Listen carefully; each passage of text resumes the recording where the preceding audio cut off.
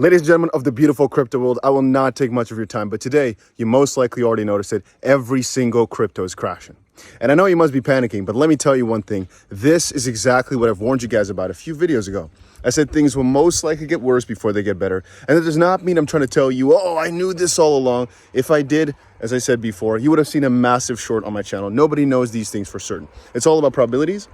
And I think I've gotten sunburned like crazy. We spent a whole day on jet skis today, which is an interesting experience. Anyway, but today has been a crazy, crazy day for crypto.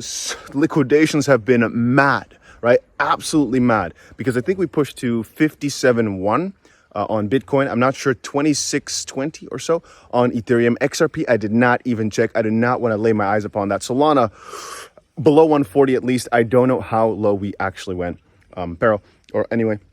So what was going on now is it's been said over on Twitter. People are checking Arkham, and they noticed there's a market maker. But it's a very big crypto firm. They do multiple things, though. Basically, it's a trading firm. Let's just put it like that. Jump trading, massive, good guys, some bad guys in there. Who cares? And they, for the last couple of days here, let's say the last week and a half or so, they've been liquidating a crazy ton of Ethereum. I'm talking, I think, $200 million or so. At least they were taking it out. They were unstaking it at first, and then they've been depositing it like crazy onto exchanges. But especially today, that's what everybody's been afraid or mostly angry of because it's a Sunday. And if you do not know anything about trading, or maybe you don't know this part, is that Sundays are very illiquid. Most of the major funds are not really doing too much over on the weekends because it's Sunday. It's Sunday. It's like the worst day to do this. So a lot of the Twitter population is now speculating that this was all done on purpose because such a big trading firm, they know exactly what they're doing. There are no mistakes in this department, and they put a lot of people on to go sell hard right now. This could have two main reasons. One is they're afraid. They're afraid of things crashing down. They knew of something that we do not know, and they do not care about making it obvious. They want to get the crypto price to go down even more, or from the opposite side, they're just maybe a little bit mad. But most importantly, I think that's number one. They know something, which is why they're dumping like crazy. Number two is this is a deliberate move to get prices down lower. So there might not be nothing going on. It's just they notice the pain. And again, this is what they do. They notice the pain and they try to accelerate I don't know how you say it, like the down movement to get more people to get liquidated, to basically push the price down a little bit more. People capitulate, people give up, they're done over with everything, and then bounce back up hard. If you understand the crypto space a little bit, you know that we are in a bull market, and so we're not going to go down to what, 19K, for example, for Bitcoin. It's literally almost impossible. Theoretically speaking, it can happen, and by the way, I'm filming my top half a little bit because otherwise, yeah, maybe it's a bit too naked, but I couldn't find a shirt. I think it's somewhere inside. To get back to it, if everybody knows that we're in a bull market and prices will most likely keep going up over a little bit of a longer time, there's only limited downside. And so whenever the price comes down by a lot, for example, this week, I think Bitcoin went down like 12% or so. Ethereum went down 18.8, maybe 19% already now. It's, for a lot of these firms, better to accelerate a move once it's happening towards the downside. If you accelerate that move, you now have the chance that many people capitulate because it's already down a lot. In a bull market, it's really scary because people are like, oh, is the bull market really over? In a bear market, it's not so much because you expect things to come down. Going up is the anomaly, whereas right now it's kind of inverse. So they right now have the chance to see pain and make it even stronger, the pain, basically supplement it with some even more selling power to get the price to drop down lower, mostly just to buy back in cheap. Because let's say they sell, this is just a hypothetical example, right? Let's say they were to sell all their Bitcoin right there at $60,000 exactly. $60,000 is where they sell everything. Now, if they did nothing, maybe the price would have gone to 60,000 or 59.9 and would have bounced back up. But now they sell like crazy at 60,000, a massive support, for example.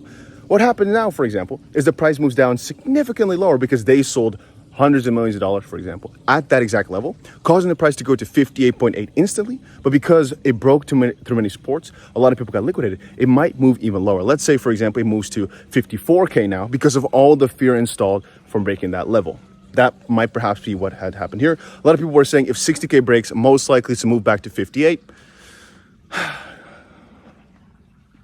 But the situation is kind of as follows. I am still extremely bullish. I've said a while back on my trading channel, and I might make a video on this today as well. Every single time we get below 60K, All I'm doing is thinking about buying. I'm never thinking about selling. The only thing I made a mistake of here is I still have a Dogecoin position open, which is not what I would have wanted at all because it's too volatile and it's stupid. But I'll sustain it still. I don't think it's too crazy of a position.